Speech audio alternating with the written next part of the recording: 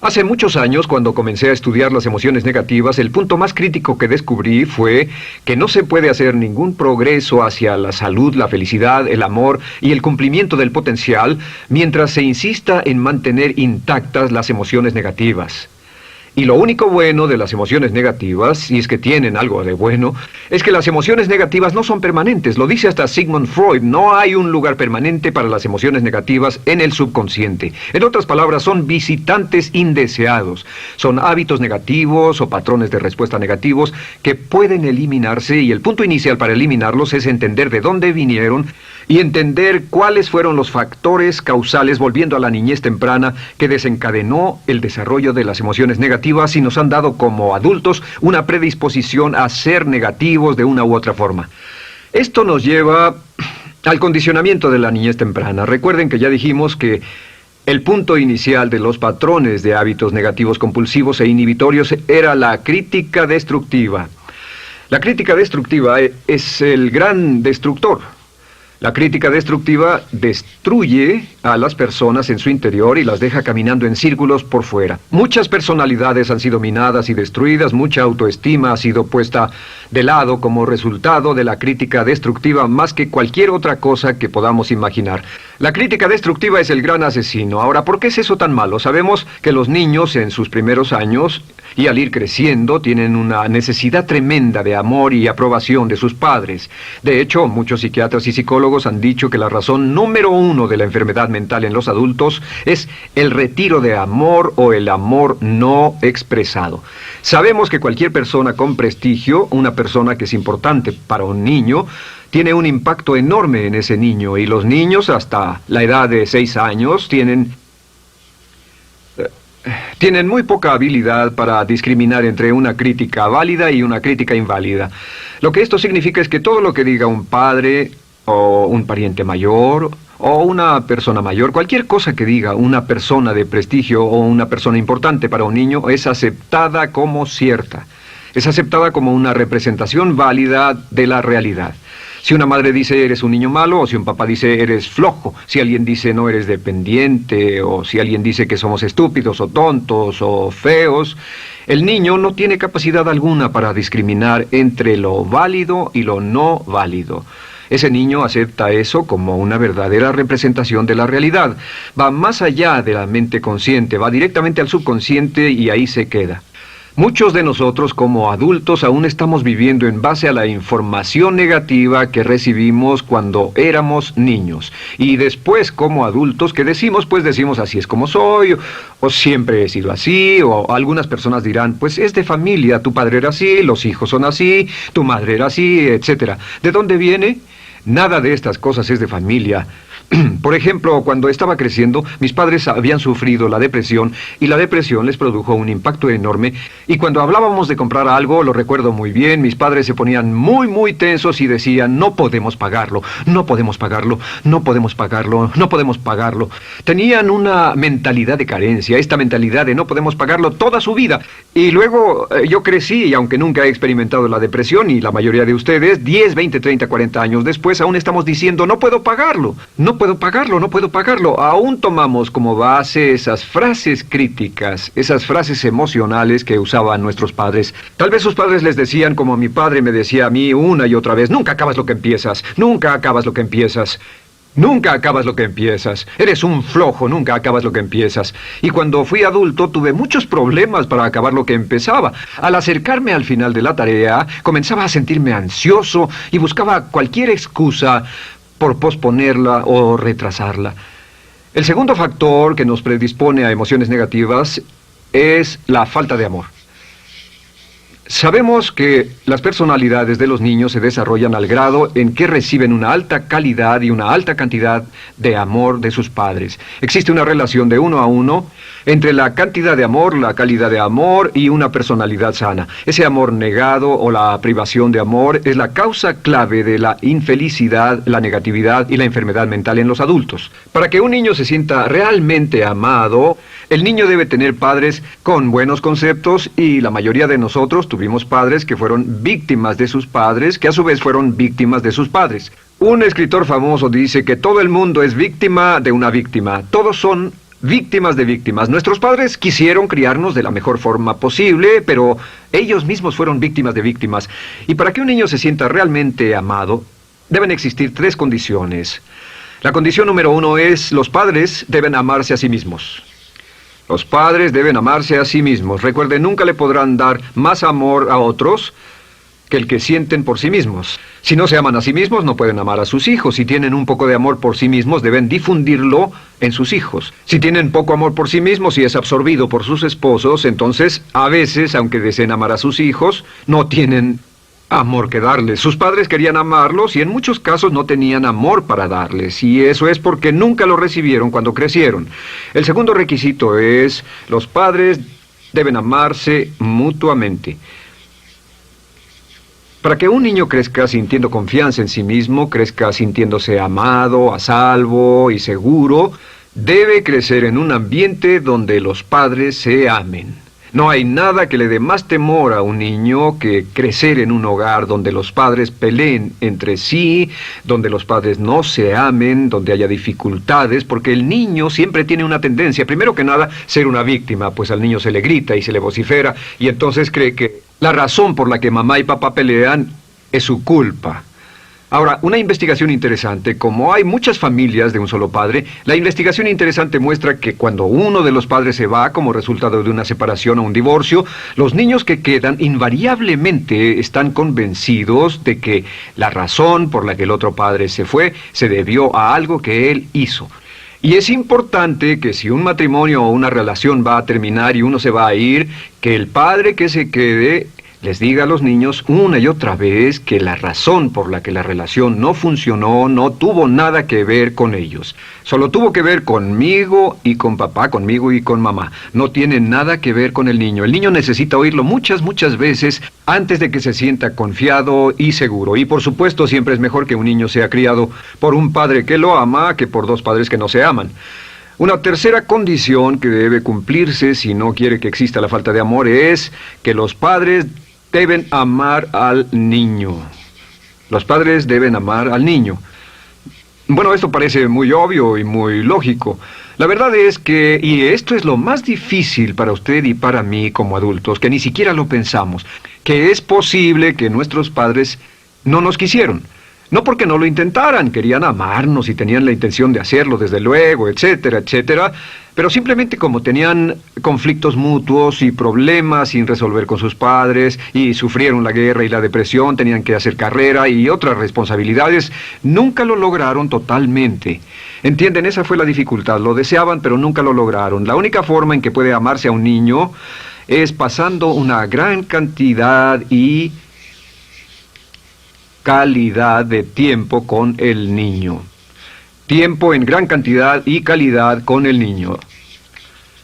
10 minutos al día no bastan. Los niños se consideran valiosos según el grado en que las personas más importantes en su vida pasen tiempo con ellos. Si las personas más importantes en su vida, sus padres, solo pasan poco tiempo con ellos, los niños concluyen que la razón para ello es que tienen muchos defectos, que hay algo esencialmente malo en ellos y que por eso sus padres no pasan más tiempo con ellos. Los niños no piensan con la razón, lo hacen en forma emocional. Solo piensan: mi padre está aquí, me ama, y si no pasa tiempo conmigo, él o ella no me aman. Y si cualquiera de esas 3 condiciones existió o más cuando estaba creciendo, los padres no se amaban a sí mismos, o no se amaban mutuamente, o tal vez no lo amaban porque nunca lo lograron, aunque querían, entonces usted debe haber crecido en conjunción con la crítica destructiva que se llama culpa.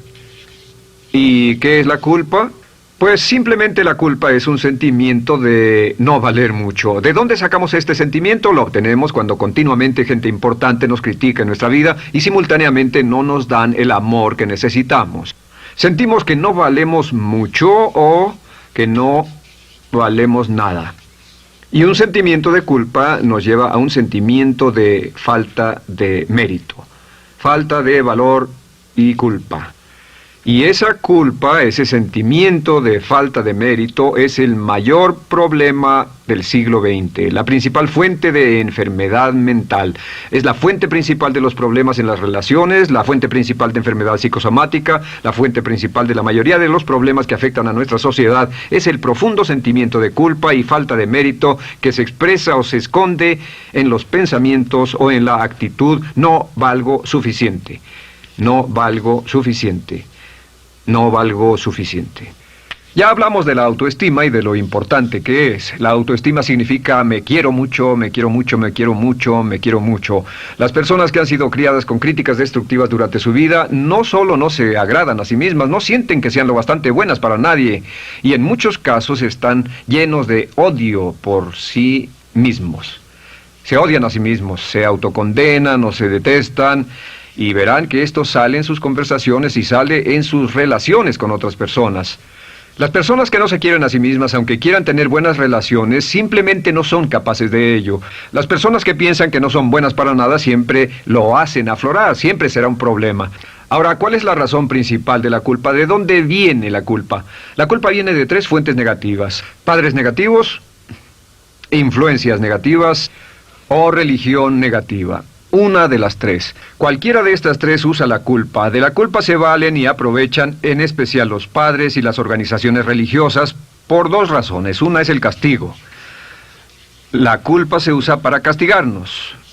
Cuando estamos creciendo, el castigar es la forma más fácil de hacer que uno se sienta mal. Nuestros padres nos hacen sentir mal castigándonos físicamente o sermoneándonos o regañándonos. Y el castigo es una forma muy eficaz de irnos conformando o de conseguir que hagamos lo que los demás quieren. La segunda razón por la que se usa la culpa cuando se practica en forma consciente, y algunas organizaciones la practican así, es para tener más control emocional en especial, porque se puede controlar a una persona emocionalmente con culpa y manipular su comportamiento.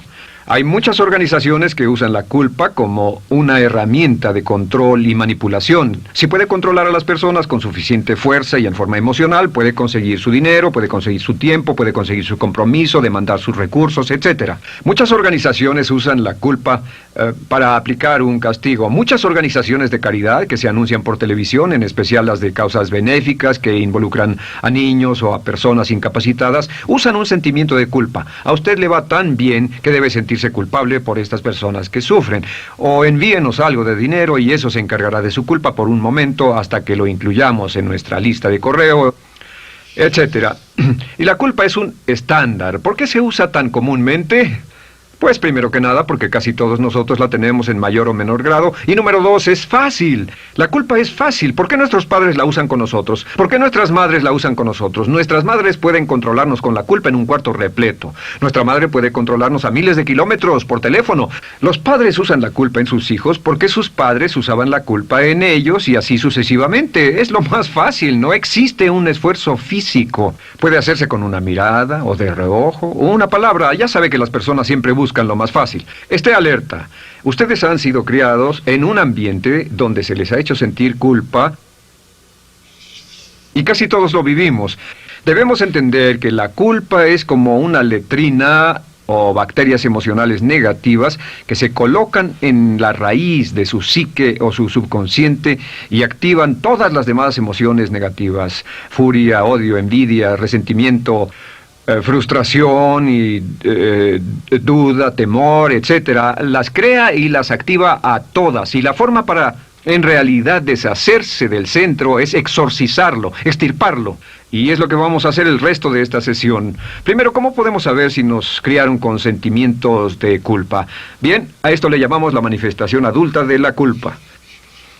Manifestación adulta de la culpa. Puede saber, probándose a sí mismo, cuánto de esto tiene. Número 1, la manifestación adulta de la culpa es que tiene sentimientos de inferioridad, sentimientos de inadaptabilidad y de no merecer las cosas. No siente que merezca que le pasen cosas buenas. Si una persona ha sido criada con crítica destructiva y se le hace sentir culpa, entonces cuando logra éxito, aún con un tremendo esfuerzo, tiene una tendencia terrible de sentir que no se lo merece. A esto se le llama, por cierto, temor al éxito. El temor al éxito es solo otra forma de decir que la persona que ha estado condicionada a pensar de sí misma como poco valiosa o no lo bastante buena, se siente muy incómoda cuando experimenta el éxito. Se siente muy tensa y a disgusto. Realmente si sienten demasiada tensión, comienzan a aspirar cocaína, a beber demasiado alcohol, se enredarán en comportamientos autodestructivos, tendrán una sensación tremenda de ansiedad, como si alguien fuera a descubrir algo de ellos. Hay un libro en la librería que dice, si me está yendo tan bien, ¿por qué me siento como un impostor? Tienen el llamado síndrome del impostor. ¿Alguna vez ha tenido éxito en algo y la gente ha ido a usted a decirle, vaya, hiciste un excelente trabajo, o eso es maravilloso, aunque haya sido muy duro para usted, y sintió que los demás iban a descubrir, siente como que, es decir, que iban a descubrir que realmente no es bueno, que solo fue un fraude, solo un accidente, y por supuesto es lo que dice, fue coincidencia, fue un accidente, la verdad, no sé ni cómo lo hice. Hacen todo lo posible por huir de ese sentimiento de inferioridad y de no merecer las cosas. Estén muy alertas. La segunda manifestación adulta de la culpa es la autocrítica destructiva. Hay una línea de un gran poeta que dice, aquellos a quienes se les hace mal, hacen mal a su vez. Los niños a muy temprana edad, a veces a la edad de 2 o 3 años, comienzan a menospreciarse, se desgarran, hasta se golpean y se castigan físicamente si se les critica demasiado.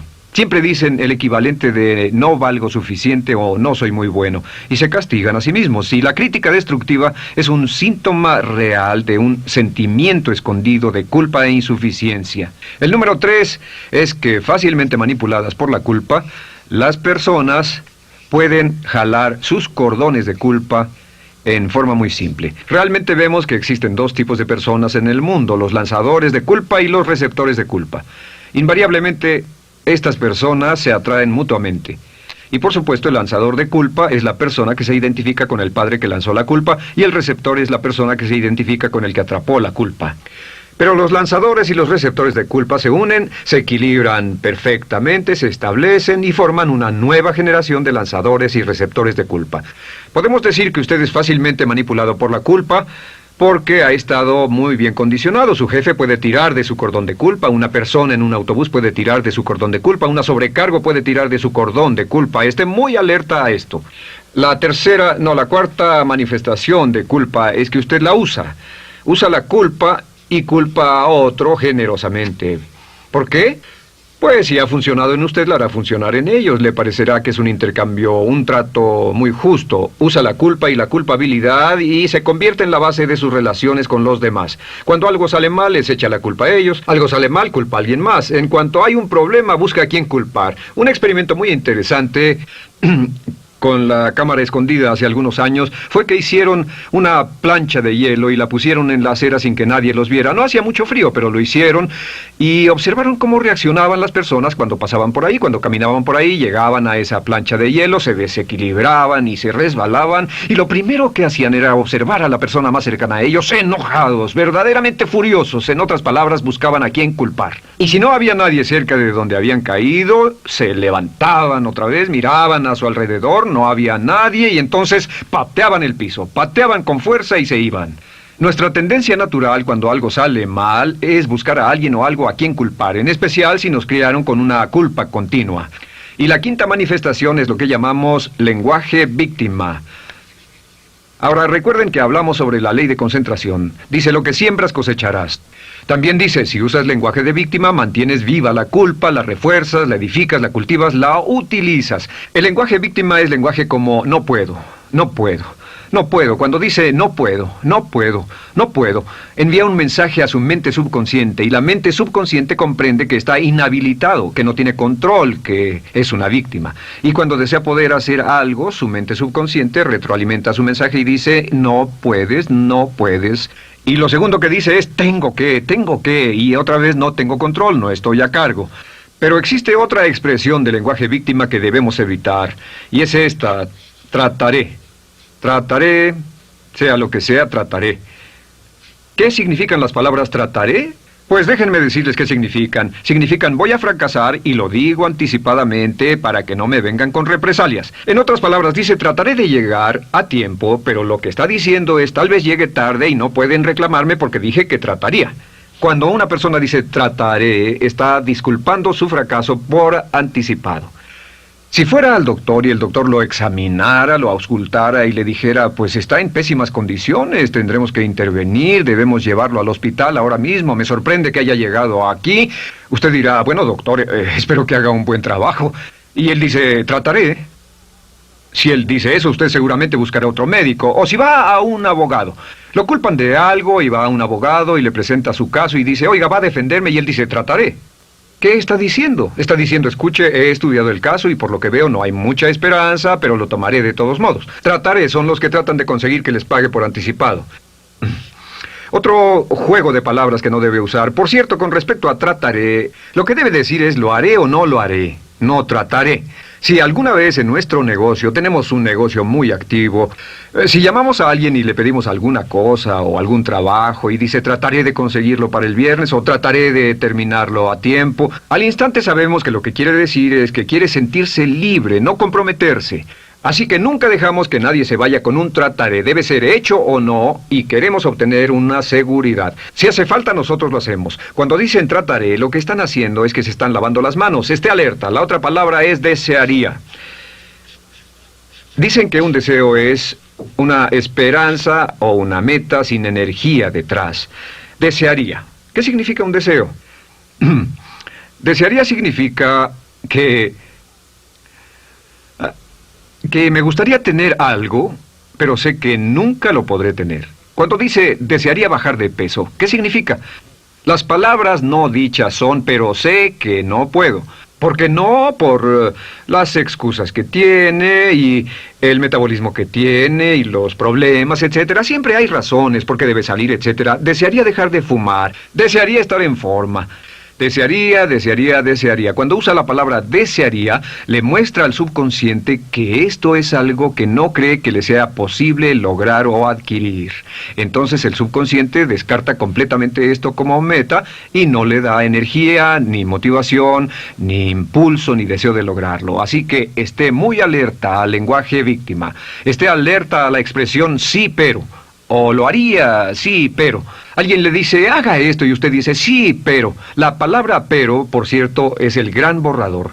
Si una persona le dice, podría incrementar sus ingresos o incrementar su rendimiento, ser una persona mejor o más feliz o bajar de peso o lo que sea, no importa. Y usted dice, sí, pero.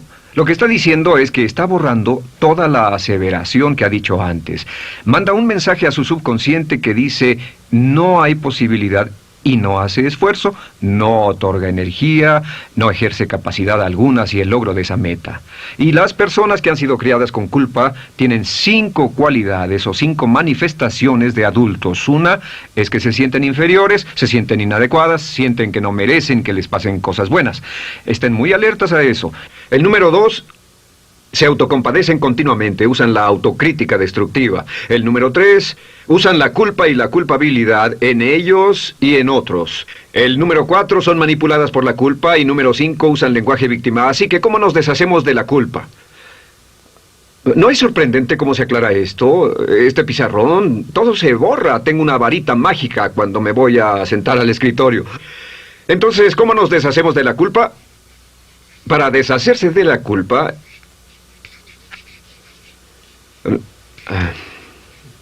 este es el proceso. Tiene algunos pasos importantes. Número 1, el primero de la lista, elimine la autocrítica. Elimine la crítica autodestructiva. En otras palabras, nunca diga nada destructivamente crítico de usted mismo. No lo diga. Esta es la regla básica. El subconsciente acepta lo que diga usted como cierto, como un mandato. Así que no diga nada de sí mismo que no desee sinceramente que sea cierto. No diga estoy cansado, estoy gordo. No diga no puedo o debo. No diga nada a menos que quiera que sea cierto. Las palabras que van después de la palabra yo son las palabras que su subconsciente registra como mandatos, excepto cuando dice yo desearía o lo intentaré. Así que elimine la crítica destructiva. Siempre hable en términos positivos sobre usted. Me gusta mi persona, puedo hacerlo, lo haré, escogí hacerlo, pero nunca diga no, no puedo.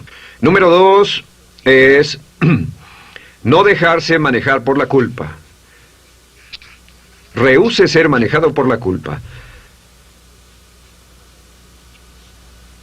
Porque cada vez que le permita a alguien que lo manipule por la culpa, ¿sabe qué pasa? Refuerza y hace más poderoso el efecto de la influencia de la culpa en su vida. Cuando yo crecí, debo decir que yo crecí en una familia que estaba muy influenciada por la religión negativa. Realmente mi madre, Dios la bendiga, tenía un cinturón negro en el pecado e hizo un trabajo verdaderamente soberbio en ello. Y yo tardé en sobreponerme. Cuando me casé con Bárbara, ella también venía del mismo tipo de familia y recapacitamos. Hay una hermosa respuesta cuando uno de los dos caía de nuevo en los viejos patrones. Decía, no tratas de hacerme sentir culpable, ¿o sí? No tratas de hacerme sentir culpable, ¿o sí? Solo diga, no tratas de hacerme sentir culpable, ¿o sí? Y no deje que las personas lo manipulen usando la culpa. El número 3, no use la culpa o la culpabilidad y anuncie que no va a usarla. No la use en otras personas y permita que sus hijos o su cónyuge digan lo mismo. No tratas de hacerme sentir culpable, ¿o sí? Repítalo una y otra vez. Y si la otra persona le dice, eso es lo que trato, contéstele, no va a funcionar. Y no funcionará. Es que la culpa solo funciona mientras usted no sepa que está siendo usada en usted. El número 4 es lo que llamamos la ley del perdón. Es la más importante de todas. Realmente es el centro, es el meollo de toda esta sesión. La ley del perdón simplemente dice que usted está sano mentalmente hasta el grado en que pueda perdonar libremente y olvidar las ofensas. Que su habilidad para perdonar a los demás es la clave que determina su felicidad y su éxito en la vida. Su habilidad para perdonar a los demás es la única forma de eliminar la culpa. Su disponibilidad para perdonar a los demás y olvidar ofensas es el determinante más importante de si usted está o no totalmente integrado y es un adulto que funciona como ser humano. Porque la tendencia de culpar y de guardar rencores es una tendencia patológica infantil que la poseen todas las personas que están enfermas mentalmente. La habilidad para olvidar, para perdonar libremente, es la marca del ser humano realmente iluminado. Ahora, acepte eso como real. Hay 4 personas a las que debe perdonar. Número 1, perdone a sus padres. Perdone a sus padres por todo lo que le hayan hecho para herirlo. La mayoría de nuestras investigaciones muestran que casi todos nuestros problemas como adultos se remontan a no estar dispuestos o no poder perdonar a nuestros padres por algo que hicieron que nos hirió. Perdónelos un 100%, escríbales, llámeles por teléfono, dígales, o cuando menos perdónelos en su corazón, pero perdone a sus padres. Número 2, perdone a los otros. Perdone a todos los demás. Perdone a todos los que lo hayan herido de algún modo, por cualquier cosa, y déjelo así. Ahora, hay muchos que dicen no puedo perdonar a esa persona por lo terrible que me hizo. Pero recuerde esto, el perdón es perfectamente egoísta. El perdón no tiene nada que ver con la otra persona, solo tiene que ver con su paz mental y con su propia integridad mental. Número 3, perdónese a sí mismo. Perdónese por todas las cosas débiles, tontas, insensatas y estúpidas que haya hecho, porque todas las personas han hecho cosas tontas, insensatas, estúpidas y ridículas, pero perdónese en un 100%. Y finalmente, la última parte de esto, si ha hecho algo que hirió a alguna persona, vaya a disculparse. Es sorprendente el hecho de vidas que se arruinan año tras año por personas que no tienen la fortaleza intestinal, las agallas y el valor para decir lo lamento. Una de las cosas más importantes es desarrollar carácter hasta el grado en el cual hacemos las cosas que son muy difíciles para nosotros, hasta el grado en el cual hacemos las cosas que sabemos que están bien, aunque sean difíciles, en especial cuando son difíciles emocionalmente. Y la clave para deshacerse de la culpa, la clave para ser una persona total y completamente positiva, es perdonar a los demás. Perdone a las personas con quienes ha sostenido una relación. Perdone a sus jefes anteriores. Perdone a los amigos que lo han herido. Perdone las inversiones que estuvieron equivocadas. Perdone a los jefes que lo despidieron. Perdone a sus padres. Perdone a todo el mundo. Desarrolle una actitud hacia la vida con la que rehúsa guardarle rencor a los demás. Solo repita una y otra vez: los perdono a él o a ella por todo. Los perdono por todo. Los perdono por todo. Y eso es todo. La clave para librarse de las emociones negativas es rehusarse totalmente a continuar con cualquier situación negativa. No olvide que es un acto muy egoísta, y será tan egoísta como usted quiera. El acto del perdón lo libera y libera a la otra persona y le garantiza que se moverá rápidamente hacia el cumplimiento de su potencial. Para tener éxito, una mujer debe ser mejor en su trabajo que un hombre. Golda